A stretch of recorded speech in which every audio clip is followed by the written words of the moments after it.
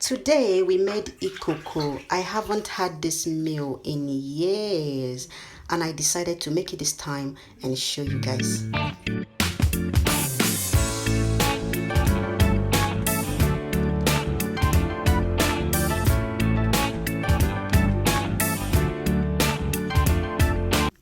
Welcome back, guys. I really do appreciate you for tuning into this channel today.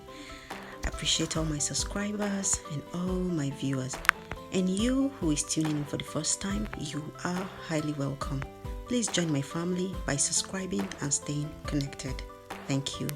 Ikoko is kind of a yam porridge that is very popular where I come from, and it's made with water yams, this kind of yam that you just popped out now. Yes, but I'm going to be making this with normal yams, which I had sliced up into long strips and went ahead to grate a part of it and then chopped some part of it into tinier pieces. This chopped ones is optional as it's made with all grated water yams back home. Yeah, but I decided to give it this twist by chopping these ones into tiny pieces. Yes, guys, so my yam was cleaned and frozen and it's very soft, so it's gonna cook really fast. So guys, I chopped some into the tiny pieces that you can see here now, and this is the result of the grated ones. We're going to be cooking with these two. Over here I have my cherry tomatoes, onions and the green chilies sliced up and ready. I have 3 seasoning cubes. I'm using this 1 pot Niger Maggi and the 2 regular ones. So I'll put a little bit of water in it so it can melt easily as it's very hard. I have mackerel fish which I'll steam some sauce out of as well as fry it. I have this herb mix that I left out from a different recipe, and then I have some crayfish and dry catfish. I'm going to be putting water in this catfish to debone it. Here is the result. I'm going to take the head and put in this pot containing my mackerel, and then I'm going to start spicing it up with some curry powder, some dry thyme, some oregano, some of my mixed spices, and then I'll go ahead and pour this mix of fresh herbs and salt, guys, and then I poured some water over it, not a lot of water though, just enough to steam the fish and then get some base for our cooking. Okay, over here I'll be using some palm oil and some oil I extracted from tomato stew, and I'll be using this tomato puree. Okay, back home I think they do without that tomato puree, but I just wanted my ikoko to pop. Okay, so I've added some palm oil and a little bit of that stew oil. Yeah guys, I'm using that stew oil just for extra flavor, and I've gone ahead to add my onions and pepper. Yeah, and then scoop about 3 tablespoons of tomato puree. I'm going to be frying this down until the sauce comes together. Okay, that will take us like between 5 and 6 minutes. Okay guys, after which I'll go ahead and just toss in the fresh cherry tomatoes. I used cherry tomatoes because they are naturally sweet. And then here is the Maggi we have melted. I just poured everything in, the 3 cubes of Maggi. Okay, so I'll stir that in as well, and you can see what our sauce is looking like already.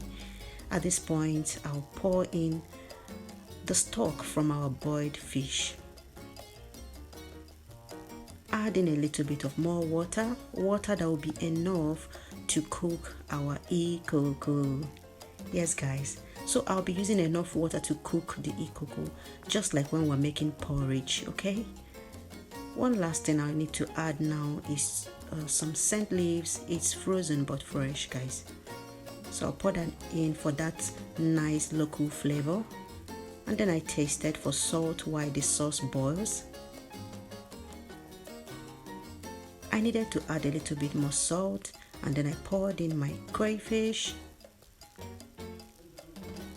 I'll give that a nice stir, guys, before we head on with the rest. Okay, now it's time to pour in first the chopped yams. Okay, remember you can grate all your yam, but I decided to give it this twist.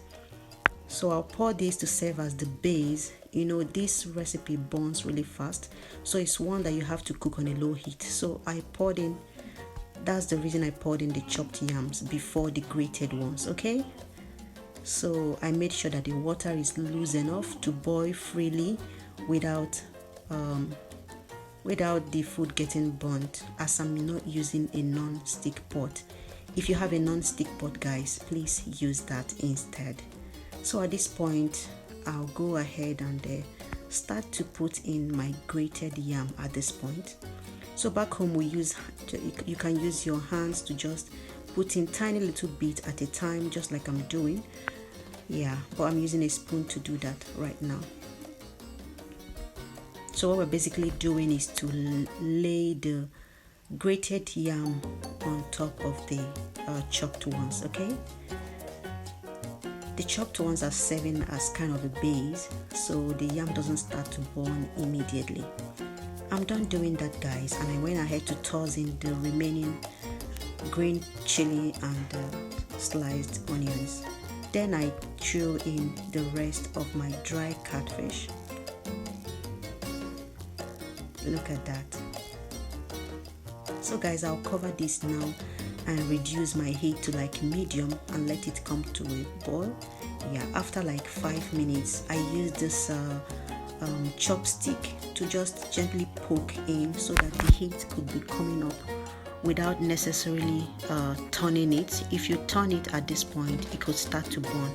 So we have to be careful using the reason I'm using that stick. Okay, so I'll cover it to cook for an additional 5 minutes, after which I tested for salt and added a little more because it was necessary. So you taste as you cook. Okay, I gave it another 3 minutes and covered it with a baking sheet and allowed it to cook down for an extra 4 minutes, guys. All this is on a very low heat. At this point, the highest on my cooker used to be 9, but I'm doing this somewhere between 4 and 5 so it doesn't get burnt. So after a total of about 10-11 minutes, I went ahead to mix this because the yam was almost cooked. So I'll mix it very well at this point so as to be sure that every part of it is well cooked. Okay,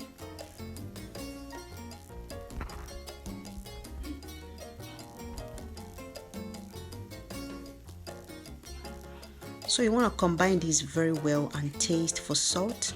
Yeah, the reason you have to combine it very well is to be sure that the spices and everything get into your yam. I sprinkled in some spring onions at this point, and then went ahead to cover it one more time for another 4 minutes, all on a very low heat. Okay, after 4-5 minutes, guys, the food is done. Like, it's done. We'll go ahead now and mix it thoroughly, like mix it very well and taste for salt and be sure that everything is in order. Keep on watching.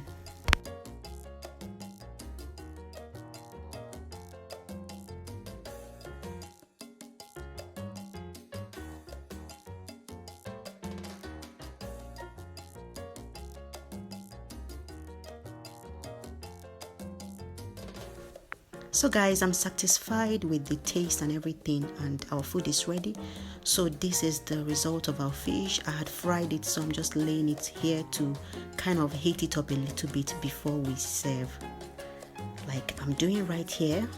In a bit we're going to be tasting. Okay,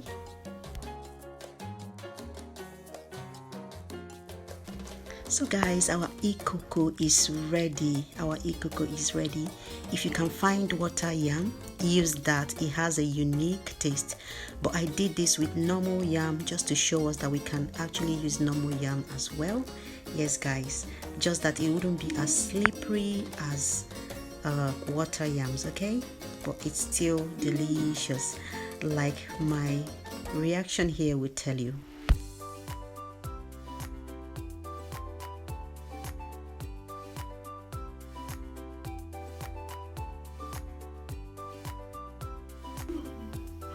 Guys, this was absolutely delicious. Like, I would be happy if you can give this a try and let me know what you think. Okay, yeah, all the spices and ingredients came together in one, and it was just everything, I lack words to describe it.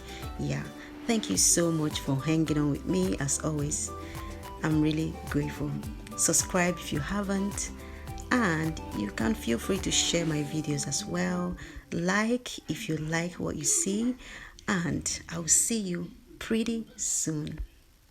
Bye bye.